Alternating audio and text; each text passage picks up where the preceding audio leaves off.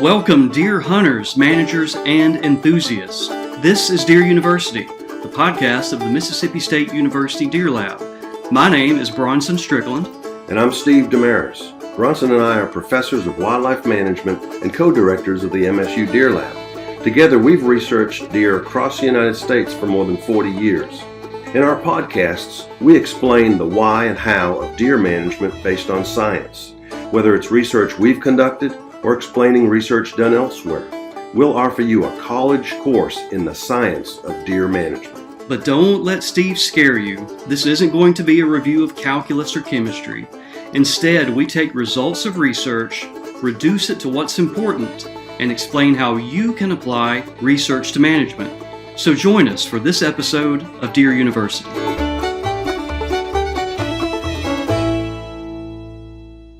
Welcome back to Deer University. We have to apologize. It has been several weeks since we have been able to record an episode, but for good reason.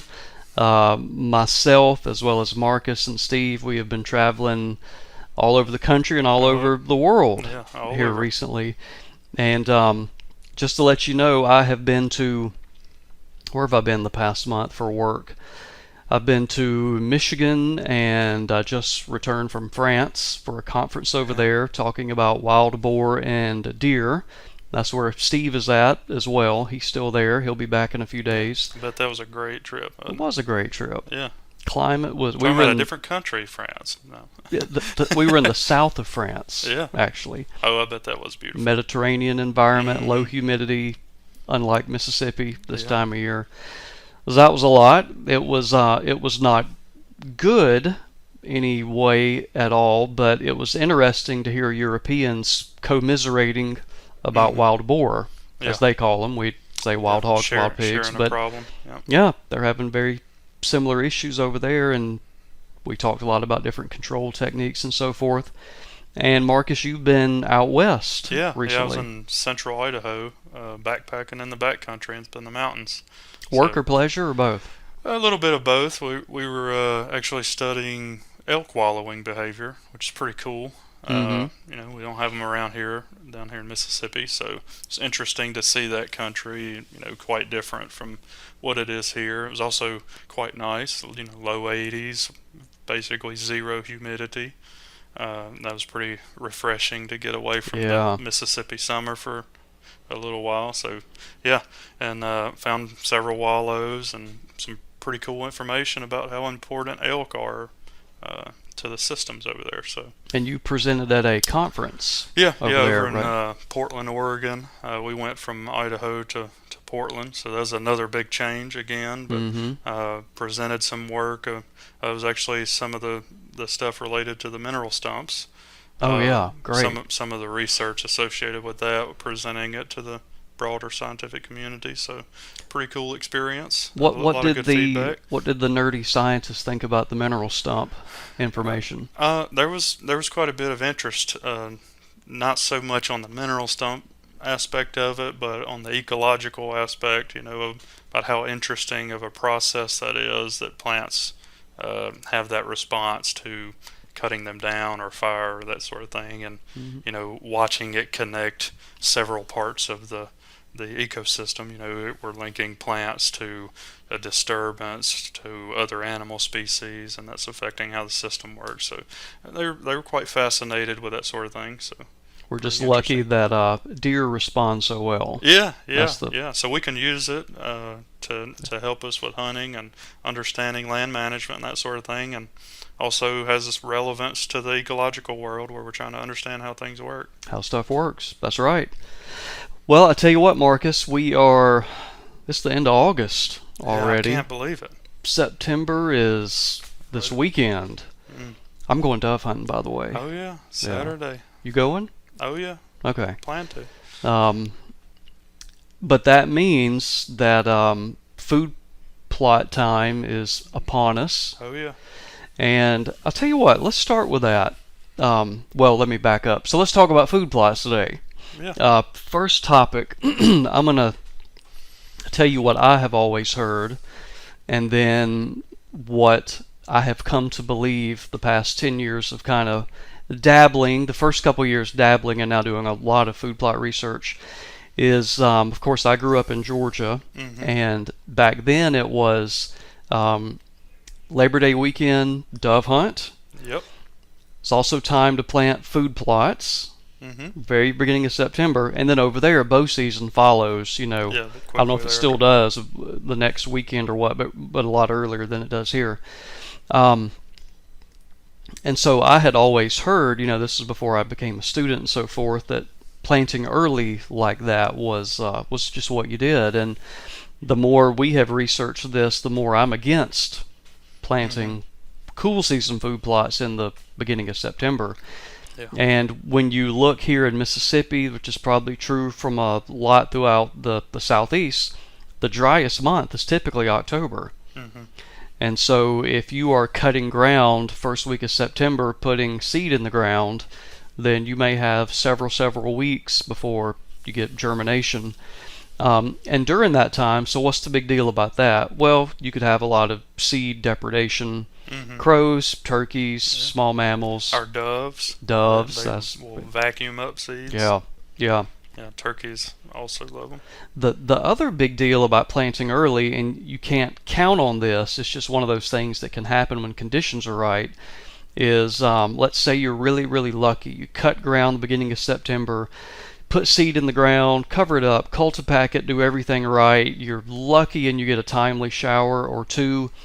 Everything germinates, sprouts, starts growing, and it stays dry, or it stays hot, and then army worms come through and wipe it completely out. So it has been, I guess I just don't like gambling like some people do. And some people will plant early, and if it fails, then they'll just plant it again. But we're typically, we want to do it, be as strategic as possible, do it one time. And so we typically, around here, we start prepping beginning of October. Yeah. And it may be mid-October before we put seed in the ground. I typically at least, the first week of October, that definitely is the earliest I want to, for the same reasons, And, even if you don't have army worms, a plant germinating and trying to get established, and then following, maybe you get one little rain shower after you plant, and then you don't get any rain for a month or a month and a half, that really will devastate the plot, because all the seeds that were sitting there germinate, and then they don't have enough water to really get established, and that spells disaster pretty quick. Yeah, it doesn't put them in a good position either to survive or to withstand browsing. Yeah, So we want them to be able the to. roots have been developed, so to speak. We want them to be able to take that herbivore pressure. That's what we're planting it for, right? So here's what a lot of people are going to say, just like I would have said years ago. But I want something green out there when I'm bow hunting. And our response to that is plant something in the warm season and hunt over it during bow season. And you could get at least, in our climate here, you may be well into November before you have your first frost, and that warm season plant, something like deer vetch, Alice clover, etc., still cranking away. Yeah, I think one of the most attractive bow season plots is that late, that summer forage that is really late in its life cycle. The deer vetch in particular, we've just seen amazing things. Last year when we had that record drought, we had all these problems we've just talked about. Even though we waited till October, we still didn't get any rain until maybe the end of November. It was really nice having several plots of deer vetch that were still going strong, and deer were just eating them down. Yeah. Basically a complete failure almost of our cool season, at least until late in the year. Until December, essentially, when we had sufficient rainfall for it to... Yeah, I think it was early January when we got the first biomass measurement. Cause, we're pairing these things. We're interesting in them from a hunting aspect, but we're also getting data from them. So I think that was the first time we got any data from plots last year from our cool season things, was all the way in the first week of January. It was. Yeah, so unbelievable. That meant early December, there was not enough vegetation there for us to go out and sample it. Yeah, except for the warm season. Yeah, still going strong until that first frost. Well, I know people think we sound like a broken record when we say it's critical to soil tests. I know some people probably roll their eyes and say, oh, God, don't say that again. But we now have some definitive evidence of the importance of a soil test. So for those that don't know, this is I want to say it's almost free. It's so cheap, but with your state cooperative extension services, as well as there's a lot of third party. I know Mossy Oak for one, and I know a lot of others too, provide that kind of service. But basically for about 7, 8, certainly less than $10, you can get a soil test and learn what your pH is and what nutrients you need to provide the best growing environment for your plants. So that's a strategy right there, is just what nutrients do I need to provide for my plants. The other thing is your wallet. There's no point in putting a bunch of phosphorus on the ground if you don't need to add a bunch of phosphorus. And I've certainly had experience with that, to where I mix my own fertilizers and I'm only adding nitrogen, for example, or I may only be adding potassium and I don't need phosphorus. So you can come out a lot cheaper. I have planted food plots in a couple of different places now where we had soil tests that we did year after year for 3 or 4 or 5 years, and then we get one back and it says to add nothing. Yeah. So we literally do not need anything. So you definitely would be wasting your money if you get one of those. And we planted them and they did fantastic, just as well as the other plots that we needed to amend. So that is exactly what you're striving for, to have that after about 3 or 4 years. You can do that. Yeah, you absolutely can have it. So what we found, we got to generalize here, Marcus, because we had different forages and different plots, but what we experimentally proved, air quotes proved, have strong evidence for. Very strong evidence. That's well said. That when we looked at our controls, so we planted a clover and we planted a cereal grain, in this case wheat, where we did nothing.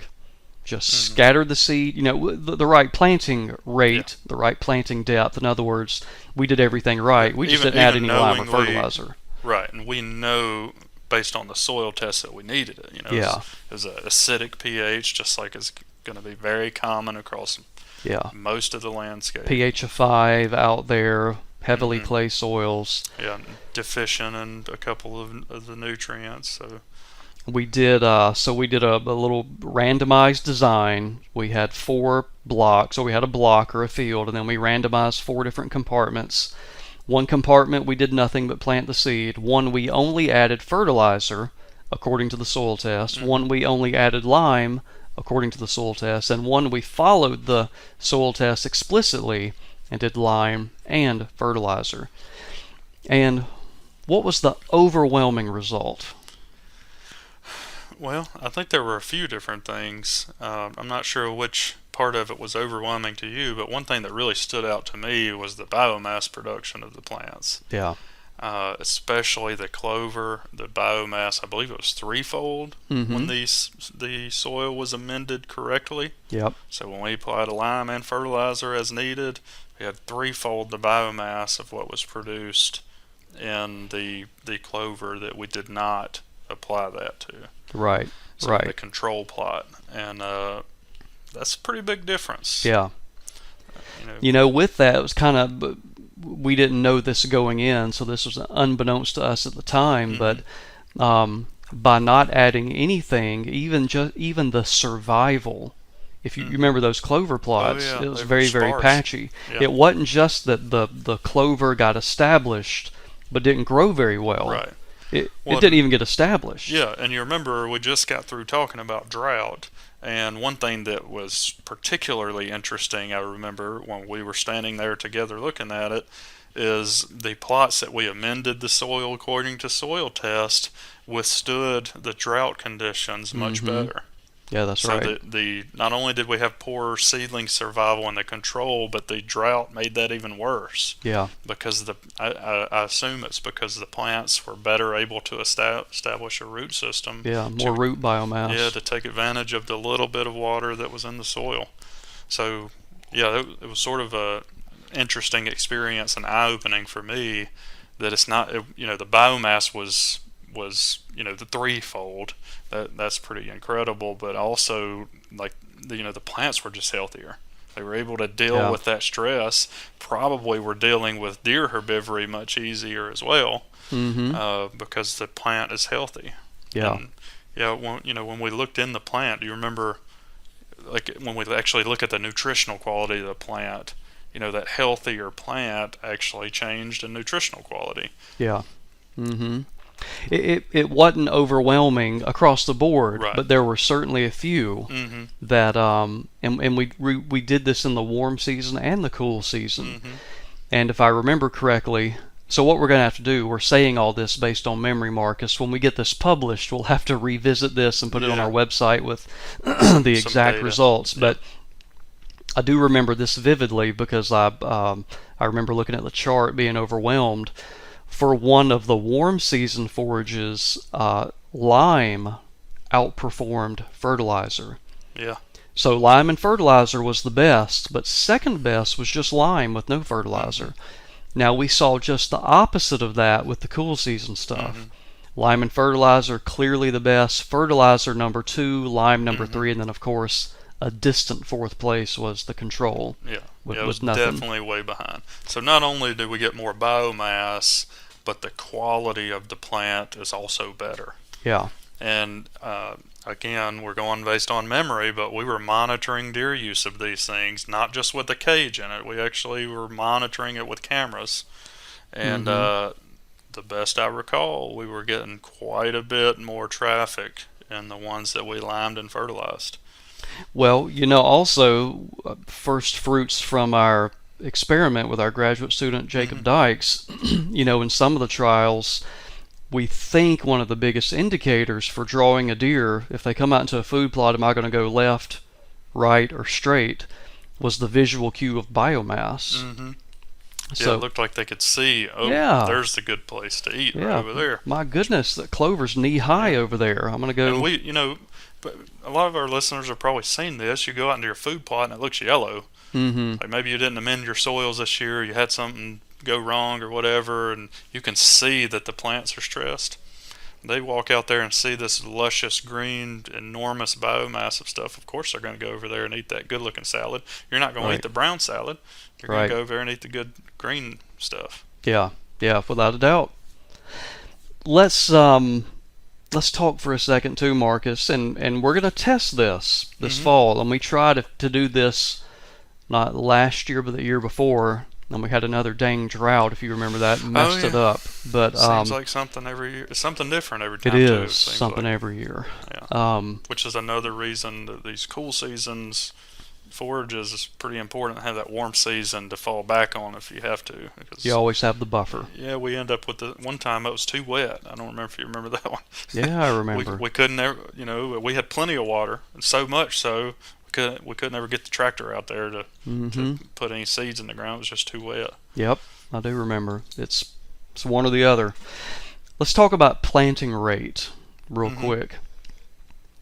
So let's give the our standard wildlife biologist response, and then maybe let's talk a little bit about some stuff we've been thinking about, some stuff we want to test that at least has intuitive appeal to us, and then when we find this answer out, we'll come back and deliver an episode on it.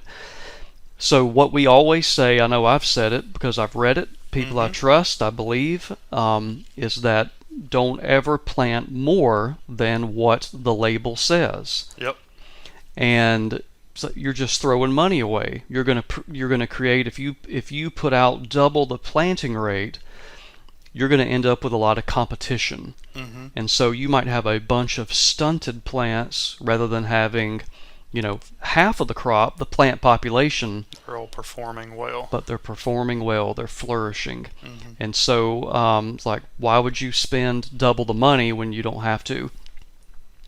Now, the one thing we've talked about, and we may be wrong, but we don't know. It's a hypothesis. We at least, we think, we're pretty sure about this, that a lot of these planting rates establish for every one of these agronomic plants is typically based on the assumptions. So let's take wheat, for example. Yeah, great Wheat example. was not really developed to be a food plot plant. It's an agronomic, big ag plant.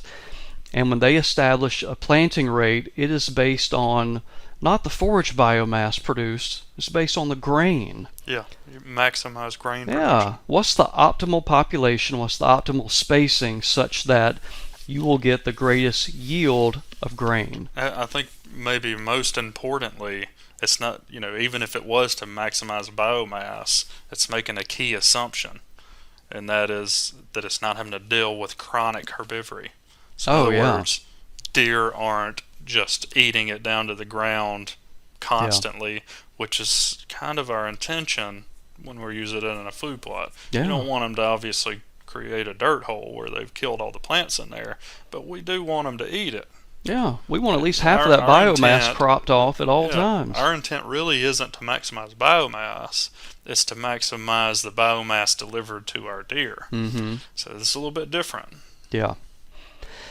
So with that important caveat, it very well may be that we need to increase the planting rate. Yeah, it could be.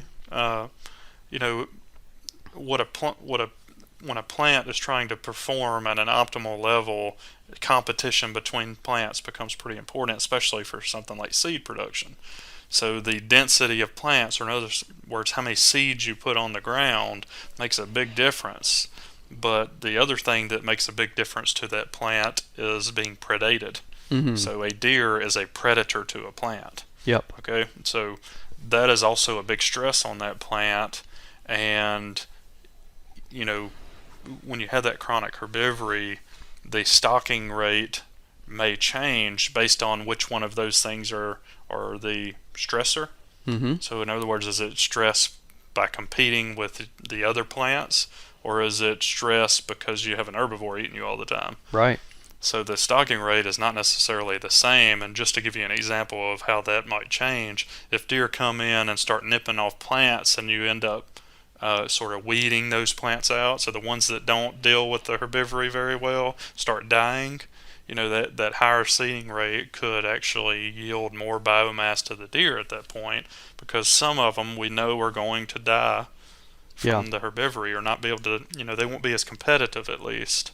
So that, the competition between plants could definitely be altered by the herbivore, and the herbivore we're intentionally trying to get to eat in it. Yeah. If you're an agricultural producer, you were trying to avoid that. Yeah, that's not your motivation. Yeah. And the seed rate was developed based on that. We're planting giant fields where deer aren't grazing all of it down to the ground by intent. For a combine to come through in April or May and collect the seed head off of it. And I've talked to my father about this several times, because there have been some instances where we plowed a little more seed than I would have recommended, and we talked back and forth about it, and in his experience, and I can't argue with it, he applies more seed than the label, and he may very well be right, because we get a lot of deer pressure on them, and the food plots look fantastic every year after year, and you can't argue with it. So what we want to do is go back to that, and we have this new hypothesis that we're thinking about, that in the case where you have an herbivore that is by intent a stress on it, it may actually change that seeding rate that we should be recommending. Yeah, exactly. And that's what we're going to do. Yeah. So we're going to go through and do half the amount, maybe 3/4 the amount, the exact prescribed amount, 1.5, double, and then we're going to look in the presence. That's the difference here. In the presence of heavy deer browsing. Yeah, we're actually going to do both. So we're going to have all of those different treatments. Our treatment in this case is going to be the seeding rate of a particular plant species. So you look at the half, the full rate based on the label, maybe double that rate, whatever. But also we're going to have some exclosures there, so we'll have some plots that don't have deer. In other words, so we're actually looking at that seeding rate and how it affects biomass production of the plants with and without that herbivore, which really lets us get strong evidence for one thing or another. So it's completely possible that inside of that cage where herbivory has been excluded, we may either find no difference, or we may find that biomass may even be greater for the exact prescribed seeding rate than double the seeding rate. Yeah, I think that's one hypothesis. But outside the cage... Yeah, inside the cage, the plant-to-plant competition should be more important because there isn't an herbivore, which is the way the seed, that rate was developed. So I fully expect that we could see that, and I would predict outside it's going to change just because we have a different stressor that may rank supreme. Well, let me put you on the spot here, and if you don't know, we can always cut it out. Okay. So, I'm going back to your information about mineral stumps and above ground and below ground biomass, matching those up. So is it reasonable to assume that with something like wheat or a cereal grain or whatever plant, but something like a cereal grain will tolerate, obviously because it's a grass, it'll tolerate a lot of browsing. If you start removing constantly a lot of the above ground biomass, therefore it does not have a lot of tissue to photosynthesize, that will also limit the growth of below ground biomass? Is that correct? In other words, root biomass? The plant starts establishing that root biomass, and then if you continually remove the above ground biomass, it does start mobilizing those nutrients into the above ground tissue, and it essentially is sort of dwindling its resources in its root system. So you could see that. I'm trying to think of the research related to this. There are a couple of different lines of research that have looked at this. In some cases, the plant starts dealing with it by actually investing more into root system production rather than shoot production. So it could actually develop a bigger root system. Some plant species might do that.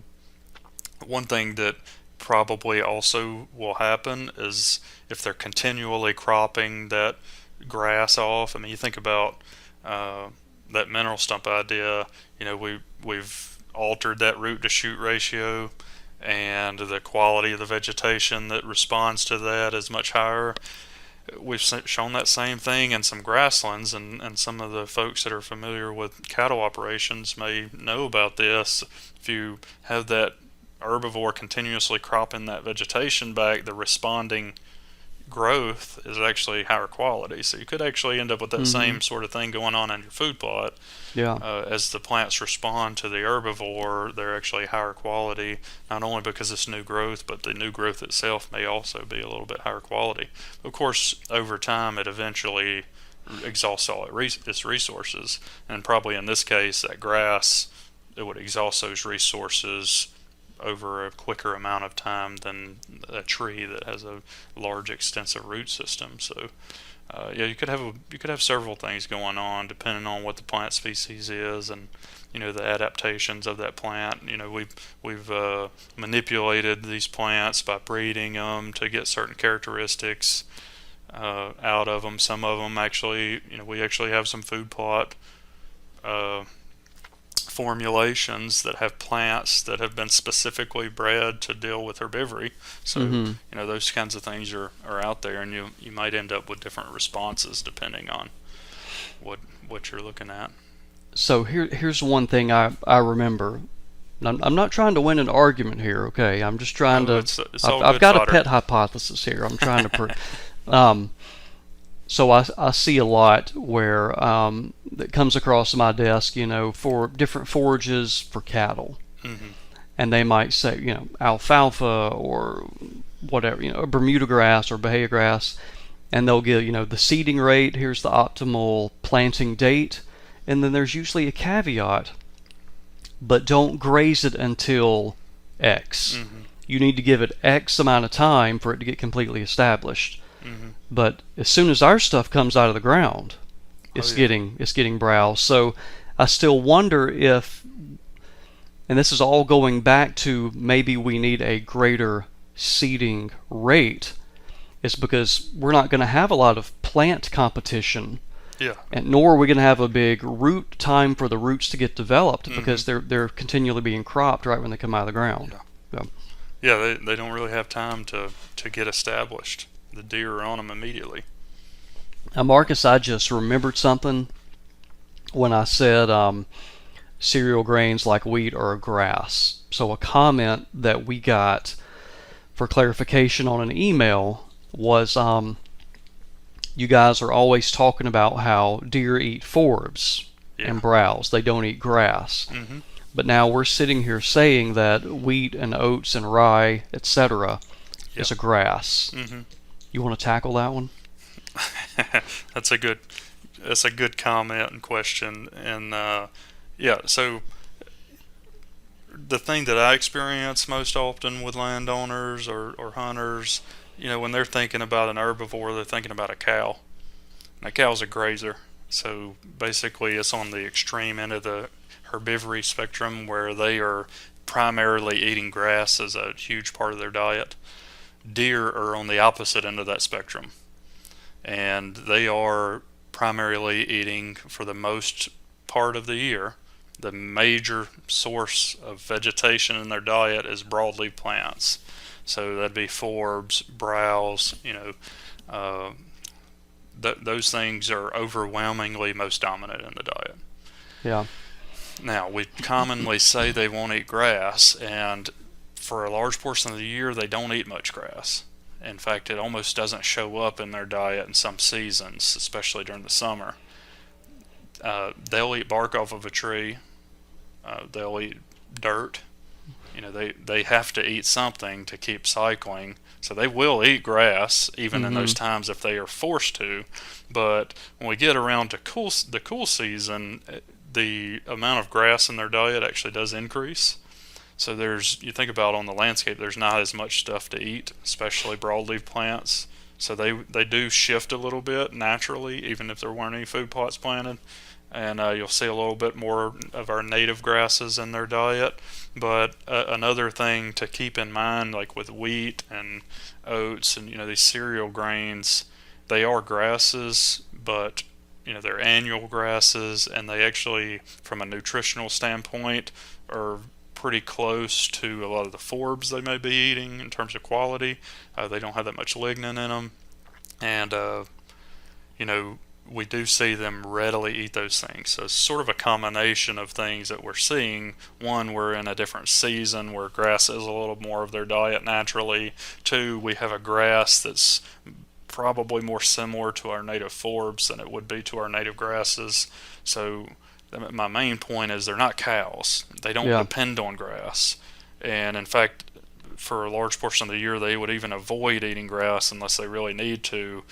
But during the time we plant these food plots and the specific species that we plant in the food plot, they absolutely love those. So they readily eat grass, but only some specific times of the year with some specific forages do they select to eat it as a large portion of their diet anyway. And I agree 100%. Yeah. I guess So my little... Yeah, they're browsers. And Yeah. that basically means that they eat broadleaf plants primarily, and that's definitely over 80% of their diet on a year-round basis. So, what I would add, and what I typically try to answer that is, even though the wheat, the oats, etc., are classified as a grass, so technically it is a grass. But it's not your typical natural grass. Yeah. You know what I mean? So it's an agronomic. It is classified as a grass, but it's an agronomic grass. Right. And it's not grown to be a grass. It's grown to be a grain producer. And so if you go out and just disturb the soil, the native grasses that would grow, or the pasture grasses, if you planted them, especially improved pasture grasses. Yeah, deer aren't going to eat that. It's terrible. So I guess when you think about when I identify wheat as a grass, I really don't think of wheat as a grass per se, like Johnson grass, Bahia grass, stuff like that. Bermuda grass. Yeah, and if you actually start looking at the nutritional quality of all those different ones you just named, the wheat sort of stands alone. Yeah. From a quality standpoint, for a browser, the wheat is much closer to the browser's diet, and those other grasses are, for a grazer, are much, a cow has a lot more foraging bouts, so you'll notice they feed a lot more time of the day, and they have a longer digestive tract. So they, everything that they have is designed to be able to extract nutrients out of a relatively poor quality forage, which is the grass. Whereas the deer are extremely selective, so they're not only selecting plant species, but also particular parts of those plants. They're really trying to navigate the environment and pick only the good things to eat, rather than a grazer like a cow that on that spectrum they're relatively non-selective. Yeah. So if they're in a pasture, all the grass is pretty much the same quality. It's all bad. Just cram it in. Let's just eat as much of it as possible and keep it in there for a long time to extract as much of the nutrients as possible efficiently. The deer has a much quicker cycle, and its strategy is different. It's trying to select the highest quality parts of the highest quality plants. A deer's rumen is also smaller relative to its body size. Yeah. Or you could say a cow's is relatively bigger to deal with all that roughage. Yeah, so all these different animals and plants have their own sets of adaptations, and those two, we commonly think of them as being the same thing, and they're actually, in terms of an herbivore, on opposite ends of the spectrum. Mm-hmm. So That's right. That's a great question. Something we talk about constantly is, we have we're really familiar with cows, but deer aren't cows. Yeah. It really is a good question. Yeah. Somebody's really listening when we say question. deer don't eat grass, and wait a minute. Yeah, it's a great discussion point, and something that we talk about constantly with people, because they're like, wait, you just got through saying they don't eat grass, yourself. And then you're telling us to plant grass. grass. Okay, so there's going to be some people sitting back going, all right, that's enough of that jibber jabber. Yeah. What do we plant? So I'll start, and I'll give my very generic response of you can fill in the blank here with a lot of different species, but basically I want a cereal grain to pop right out of the ground within 1 week after I planted it, or sooner, assuming you have moisture. It's not a necessity, but I kind of like having a brassica, but something like a rape. Dwarf Essex rape is one we use around here a lot. And I always want a clover, because I'm interested not only in having a palatable food plot to increase deer observation and hunting opportunity, I want to add nutrition. And the combination of a cereal grain as well as a brassica, which you can or cannot, that's up to you to include that or not, and then wrapping that up with a clover, you are going to get close to 6 months of deer forage. If it's limed and fertilized correctly, and maybe even with herbicides, if you have to control some type of weed, you can do that.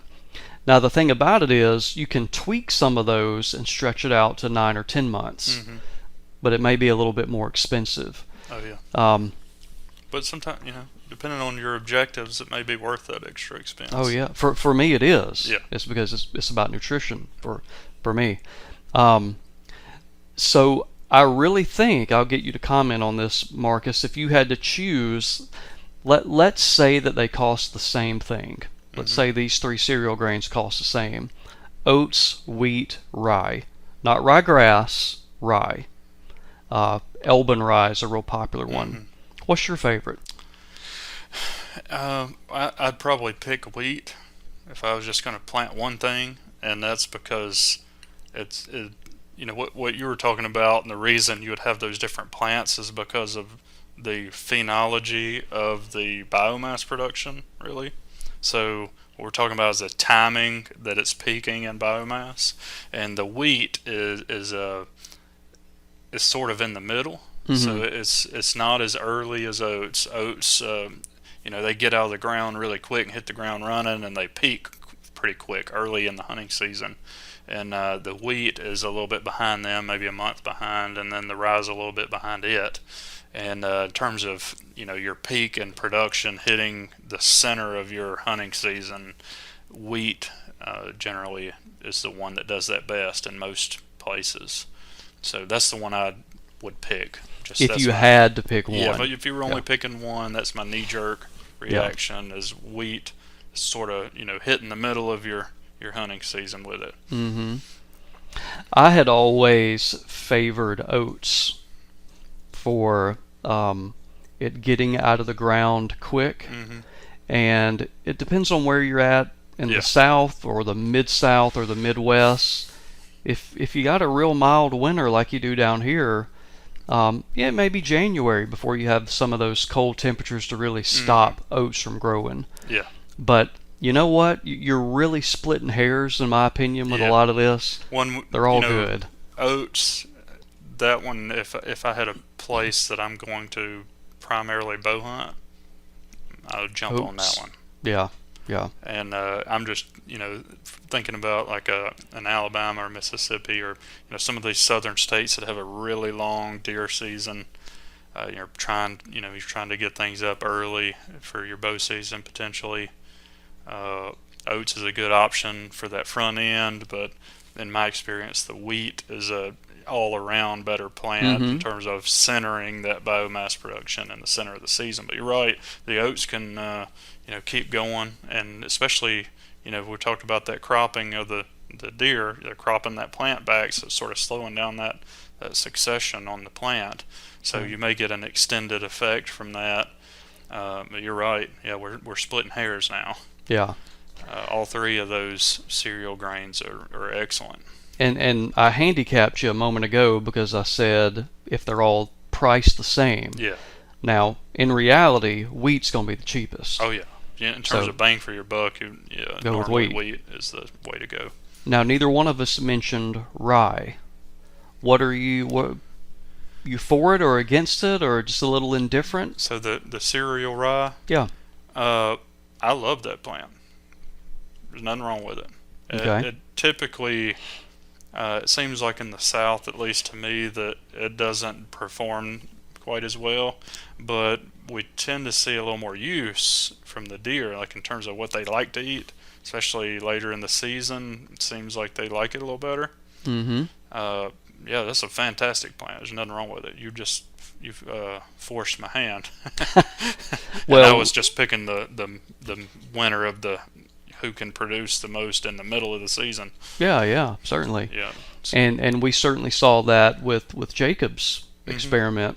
We saw a lot of selection towards rye. Yeah, especially later in the hunting season. It seemed to be a little better in terms of what deer like later in the season. So let's talk about now what are your favorite clovers, and I'll start with one you just can't go wrong. I think you can tweak it and maybe do a little bit better, but it's kind of like wheat where you just can't go wrong with crimson clover. Yeah. I mean, it is so affordable. It germinates so easy. It's not a picky plant. It'll grow. Produces a lot of biomass. That's right. Yep. One I like in the fall, and let me qualify this by saying on our soils, with our rainfall regimes, our temperatures, etc., but when we plant berseem clover, before it gets cold, what I have seen is that one produces more biomass than any of the other clovers. Yeah. So it gets out of the ground and produces a bunch of above ground biomass more than any of the ones we've tested and I've seen. Sure. And then when it gets really, really cold, it's probably going to be average. Yeah. And then when it warms back up in springtime, it picks right back up. Another one we have seen perform really, really well in the springtime is Balansa. Balansa clover isn't really common, but man, when it gets to be April and May, I call it, my joke is I call it kudzu clover because it grows like kudzu everywhere. Yeah, just jumps up. Deer like it. Deer love it. It's also a reseeder. Mm-hmm. It's not a perennial plant, but Yeah. it produces a Yeah. tremendous amount of seed. And the crimson also, you can get that Yeah. reseeding crimson, and both of them can be kept going. I've seen it happen for years and years and years. And then if we really want to extend deer foraging into summertime, you need to add another clover. Well, there's two of them, but one of them in particular, red clover. Yeah, the red clover. You're exactly right. If you're wanting to extend that high quality forage production on into the warm months, that's a necessary addition. When all the others have literally wilted and look like you've sprayed them with Roundup, that red clover's still cranking away. I noticed this year, you'll ride down the road and you'll see crimson, on the sides of the highway. You'll see it blooming, and it's really pretty and luscious and looking great.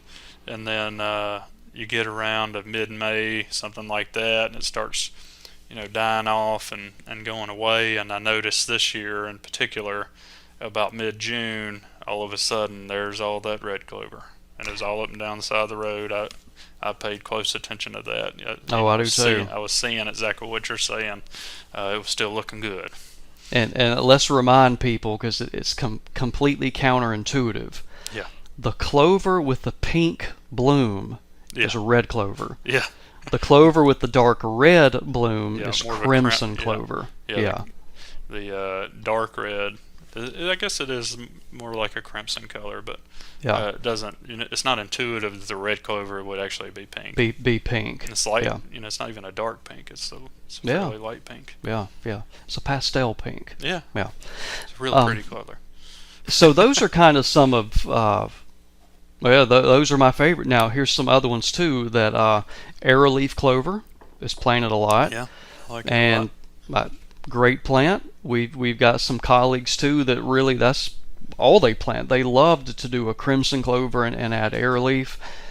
The problem that I have seen with arrowleaf, again, just my experience, so somebody else may have had a completely different experience, is to me it doesn't put out the same amount of forage that some of the others do, like red. Yeah, it gets really it looks woody. really good if you just look at the biomass of it, but if you actually look at, it's kind of stemmy. Very stemmy. And a lot of that biomass probably doesn't get used because it's just getting a little bit too lignified. The parts of it that deer can use are really high quality. Yeah. But a lot of the biomass often isn't high quality. So, it sort of inflates that biomass production to me.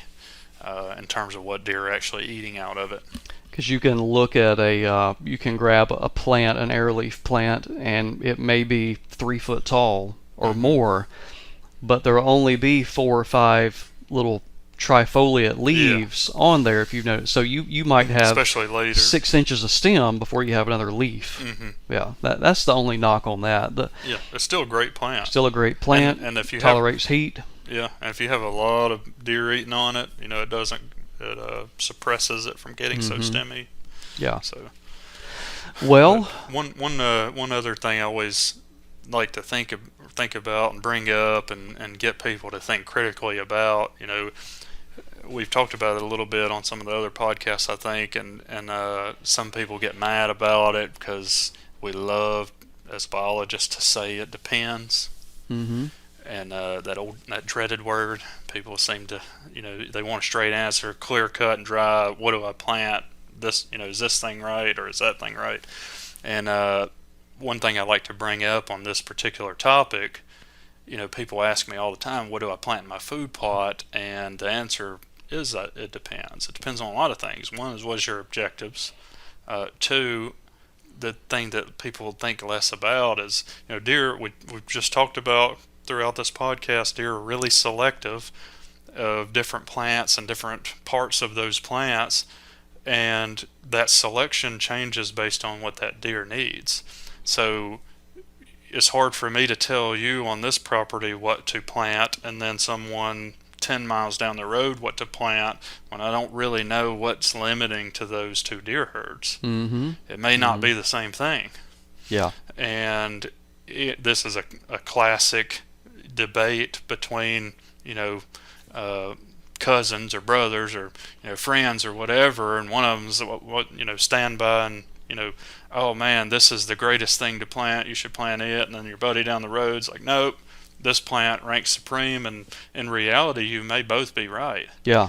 Yep. If your deer herd have different stressors, and they inevitably probably do, it could change which plants are best based on the nutritional needs of the deer herd, how many deer there are, how you're managing the surrounding forest.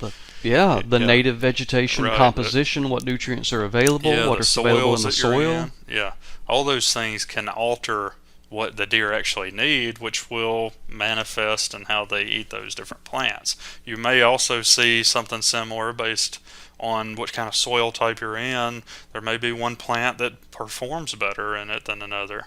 So you could actually get, it could be driven by the deer's needs or by the plant's needs, and you could see different performance between some of these plants. One of the bottom line is that, most of these forages are good all around plants, and they're great forages, and don't be afraid to tweak it a little bit and sort of test what things work on your own property, because they're all great plants, all of those ones we're talking about, and what works on one property may not necessarily be the best thing on the next one. There's not a silver bullet, and keep that in mind when you're arguing with your buddy. Yeah, that this plant's better than that one.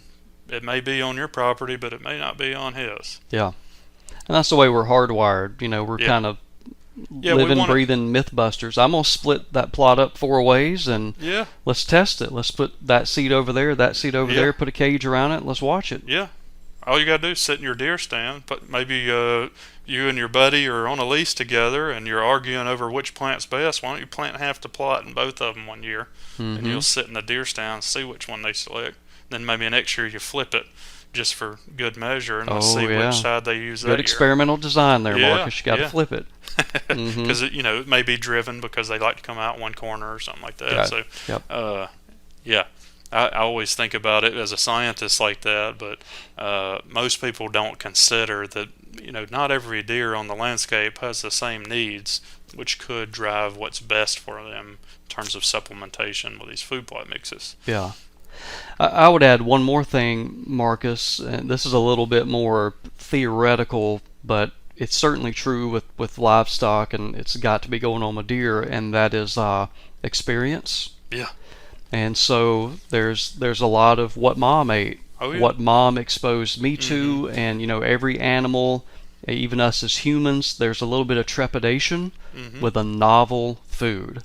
Yeah. Go to France, for example. And then put something on your plate, and you don't know what it is, and you sniff it, and you look at it, and you taste a little bit. And that's the way some of these are. And there's the one cool season plant. I hear this all the time, and there's one warm season plant. I hear it all the time. Cool season. My buddy plants turnips and radishes, and they tear it up on his property, and they don't touch it on mine. A lot of different things that could be.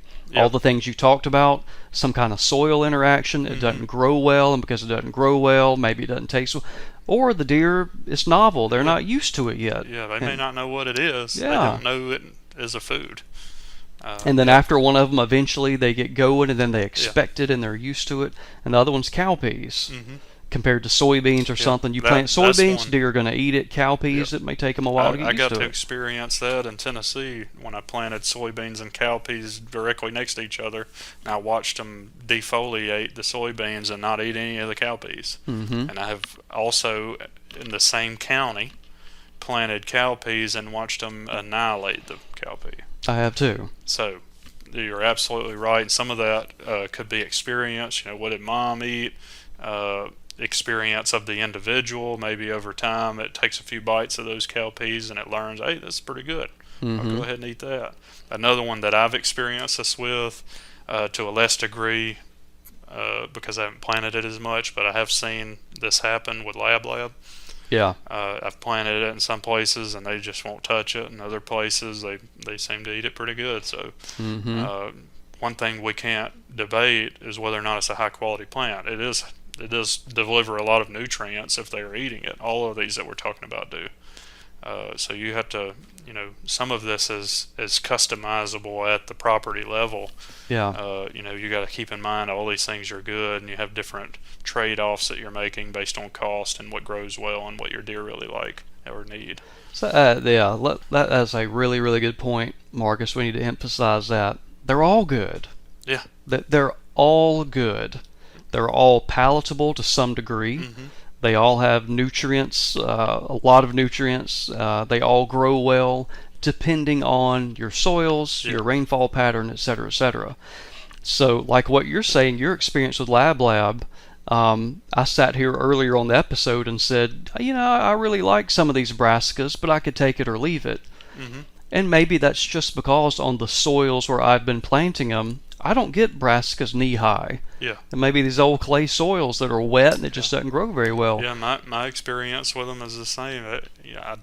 I in most cases do not see them eat them very well, but I have numerous people that will argue up and down that that's the best thing that ever happened to a deer. Well, they'll send us photographs. Oh yeah, they're just tearing them up. Brassicas are almost knee high, and then bam, the deer hit them, and tear them up. So, I guess all that to say is try them on your property. Mm-hmm. None of these plants are inherently one's better than the other. Yeah. I mean, we have we sort of outlined some that are tried and true. Yeah. And that one of the reasons they're tried and true is because they're widely adaptable and they perform well in a lot of different scenarios, and deer seem to use them pretty well across a lot of areas. But that is not to say that some of those other ones aren't as good. It's just those are the tried and true. More than likely, they're going to do well wherever you're on at. the average across the board. They're a safe bet. Yeah. So why don't we amend that or add on to that and say there's really not one of these plants that's really, really better than the other, but there may be some of these plants that are really, really better on your property. Yeah. And so it's your job to experiment and figure out what those are. Yeah, one thing absolutely could be superior on your property over the other ones just because of the things we've talked about. Well, Marcus, let's wrap up with, let's don't get into a heated debate, but you and I have both had heated debates with other people about this one particular plant. I knew we couldn't get through it without Well, we got to, or somebody would ask us. Ryegrass. Yep. And I honestly have no idea how far north the prevalence of ryegrass goes. But it seems to be a deep south to mid-south thing. So certainly from Tennessee south. Yeah, maybe even into Kentucky. Into Kentucky, okay. So there's a lot of people, I mean a lot of people in Mississippi, Alabama, Georgia, et cetera, that swear by it. Yeah. And let's talk about some of the good things about ryegrass. Number one, sprinkle it in the back of your truck bed and get some moisture on top of it, and it will germinate. Yeah. And you will have a stand of ryegrass in your truck bed. Yeah. Or you can throw it on the roof. Yeah. Yeah, in your driveway. Yeah. Mm-hmm. And you actually see it as a sort of a filler in a lot of different scenarios, whether it be a bag of food plot seed or something for your yard or whatever. And that's one of the reasons, because man, that thing will grow anywhere. It can tolerate a huge range of conditions. If there's any plant that you can quote guarantee a green field, it will be ryegrass. Yeah, it's going to it's grow. Tough and stuff. You can even plant it in the wrong season, and it still performs. And deer will eat it. Yeah, they'll eat the heck out of it. Yep. I don't like it because I think there's a lot of collateral damage associated. There's baggage that comes with ryegrass. So I have absolutely zero doubt that I can go out to some of our test plots and I can spread ryegrass, I can amend the soil, I can fertilize it very well, and deer are going to eat the snot out of it. Yep, no question. But now I got to deal with it forever and ever and ever until I hit it with herbicides. Yep, and even then, you're going to work on it. Yeah. You're going to have to work to get rid of it. So you're exactly right. That's one major baggage that it comes with, is once you have it, you got it. And if you inherit that land from somebody else, or you buy a piece of property and they ever planted ryegrass, or maybe you had some roads put in and they seeded the sides of those roads, I mean, it's there. It's there. Yeah. And when ryegrass, even though deer will certainly eat it come November, December, January, February, etc., when that stuff goes to seed and becomes really lignified, in other words, when it turns that golden brown, deer are not going to eat it. Yeah, they and you have a stand of seed. Yeah, and it really suppresses anything else that was with it yeah. at that point. And people that can go on our Deer Lab Facebook page. I know I've posted over the years a lot. You can dig back and look at some of that. So we had some test plots, Marcus. This is probably before you came or right when you were coming. That of course, we had never planted ryegrass. Yeah. And when we got this property, somebody maybe even 3 years prior. But if I remember correctly, it had been 5 years minimum to when somebody planted ryegrass. And I go out there to look at this beautiful stand of crimson clover or balansa clover or red, and it was completely eaten up with ryegrass, even though we had never planted it. We actually a couple of the same plots, I think, because I think that was right when I was getting here. A couple of the same plots we've treated 2 or 3 years in a row now, trying to get rid of it, and then planted something this year, and we still had it. Yeah. And we're doing all the right things, spraying it at the right time of year. We're doing everything you're supposed we're doing to. It by the book. It's one of those plants that'll grow on your roof. Yeah. You know, it's so that's a good thing about it in some scenarios, but it's also a problem when you're trying to get rid of it, if you ever do want to get rid of it. So another thing that most people don't think about, and I think it's interesting, I've pointed it out a few different times. You go and disc that plot, and maybe you didn't quite get it seeded before you wanted to because it rained. You got that rain that you needed, but it was right before you applied the seed, and you come back a week later when it's finally dry enough and you got grass popping up everywhere. And you look out and it's like, oh man, look at all these weeds coming in. That's ryegrass. Yeah. So you're going to seed it again. We're going to disc up the ryegrass and then plant ryegrass. Yeah. Go pay for more ryegrass and plant more ryegrass. So if you're going to, once you plant it one time, pretty good chance you're going to have it. So, why plant it again? If that was what you were going to do with it, then I've seen it time and time again where it just it's the weed that comes up. I've never seen. Okay, so think of it like this: if you could plant ryegrass and the deer loved it so much that they kept it suppressed where it never went to seed, and then it got too hot and it died, it wouldn't be that big of a problem. Yeah. Have you ever seen that in your life? I have never not seen it be able to go to seed. That's right. What I have seen that happen to, though? Just about everything else we've talked about. Yeah, absolutely. So that tells you right there. So you can have a dense stand of ryegrass, and when they will eat it. And if you're planting ryegrass, you might ought to go disc it and let it rain on it one time before you plant some again and see if you get ryegrass back. Because if you are going to go with ryegrass, you probably don't need to plant it over and over. Okay, and then let's be fair here. Let's say I've got my property or a hunting lease or whatever, and I am only concerned about seeing deer. Either I'm not interested in deer nutrition and improving diet quality, or let's just say, heck, diet quality is already good enough. That is probably the cheapest thing you could do. Oh yeah. Is get ryegrass established and then just fertilize it every fall, and you will have a green field that deer use. But again, I'm interested in nutrition. You're interested in nutrition. Most people are. I don't want to suppress clover in the springtime with ryegrass. Yeah, and in our experience, it's just they don't like it as much as all those other things we were talking about. In most places, you just don't. I mean, they use it, especially if it's the only thing green around. But what if your neighbor planted something that was really awesome?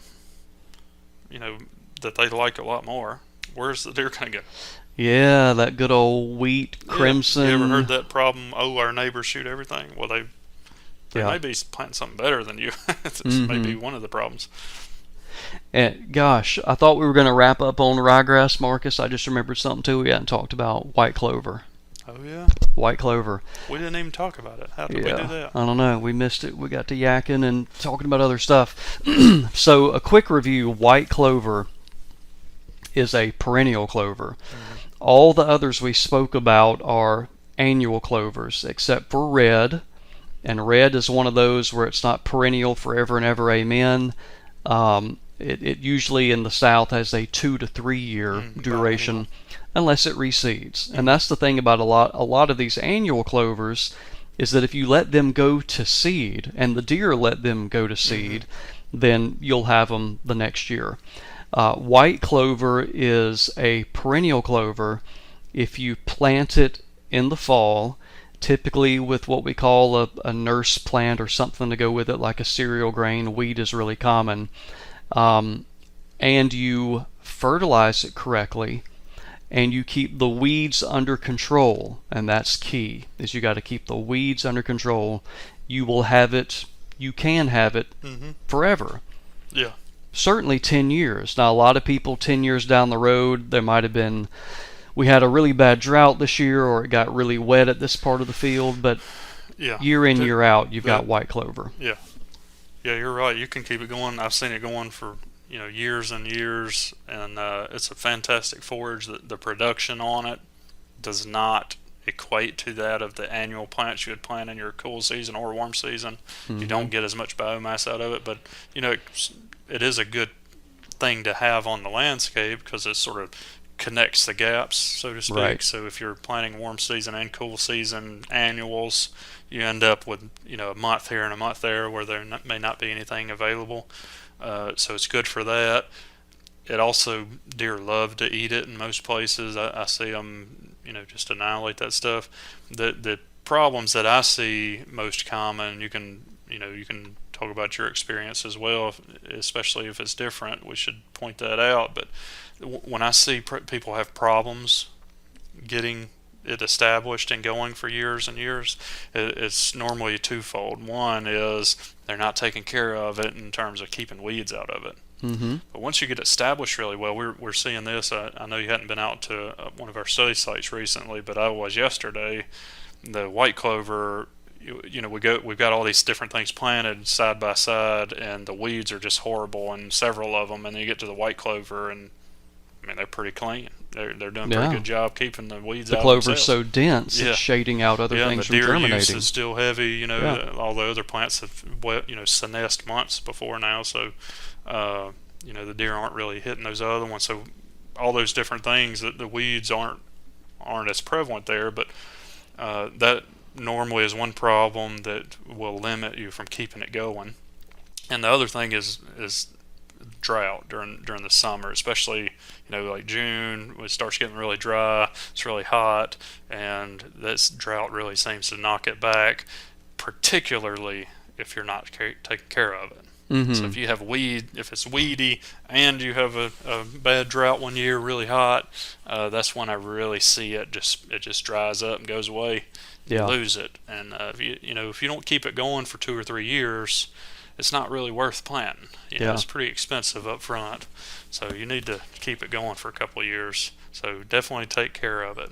And it may mean more visits to the plot than you would typically have. Well, that's a real good point, Marcus. So one of our colleagues, Craig Harper, he actually did a little study on this, and he measured all of the inputs. Yeah. If you remember that, I don't know, you may have been a part of that years ago. But well, I think I was tangentially part of it when I was working with him as a student. When you measure every trip you make, every time you run the tractor, all the herbicides, all the fertilizer, blah, blah, blah, on and on and on, that planting a perennial with the thoughts that, hey, if I just plant this 1 year and I've got a food plot for the next 10 years, it's not so. Yeah. And even from a cost perspective, heck, it's going to be a lot cheaper. I'm going to plant this one time. Yeah. No. Because you still have to come back with fertilizer. You still maybe at sometimes need to mow. Yep. You've still got to come back. The big deal is coming back and spraying, keeping those warm season grasses, warm season forage. Yeah, especially if you're not in a area that retains some moisture. That the combination of the droughty conditions with those weeds are a big problem. So And you may actually end up spending more money and more trips to that plot to keep it going. But it does serve some purposes. Oh, yeah. And some Yeah. people have the ideal condition on their property to grow perennial clovers, and they don't have much weed problems. And in some cases, it may end up being even financially better. Yeah. And so that's kind of my ideal on a landscape or a property.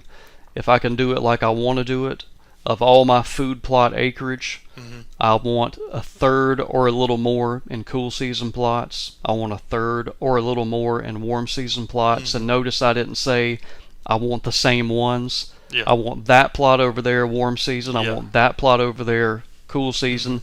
And I want the plot over there, I want it to be perennial. Yeah. So that we have food on the landscape 24/7. Well, I think that's one mistake that a lot of people make is they put their perennials and annuals together. That doesn't make much sense if you start Right. thinking about it. Yeah. So I agree with you completely. Now there are a couple of different options where you may plant the same ground with annual warm season and cool season, and it can work pretty well together. But again, like the examples we gave earlier in this podcast, that warm season plot starts looking really good when you're in the middle of November and you haven't had any rain in 2 months, and everything else failed. So you may not want to use that same ground for that, even in the couple of scenarios where you could make it work really well, like overseeding wheat and some of your warm season stuff. So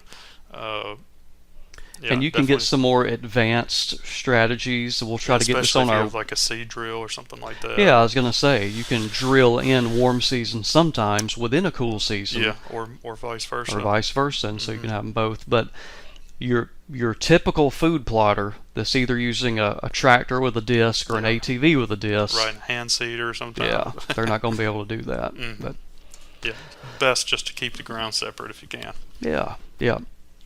All right, Marcus. Well, got anything to wrap up with, or No, think we've talked food plots enough? Yeah, I think we've covered most of our bases. Okay. And when we get deeper into the analysis on our deer selection study and all the minerals and that sort of stuff, we'll devote another episode a few I'd months love down to come the road. back to that once we have a better idea of that experiment. But I think a lot of the listeners would appreciate, how good those results will be if we can show something. And bottom line, our goal with this is we want to be able to help people plant the right plots for their property at the cheapest price. Yep. Help them save money, real effective food plots at the cheapest price. Well, I guess we'll wrap it up there, Marcus, and thank you all for tuning in, and we'll see you next time on Deer University. We're glad you joined us today and hope you learned something valuable about deer management.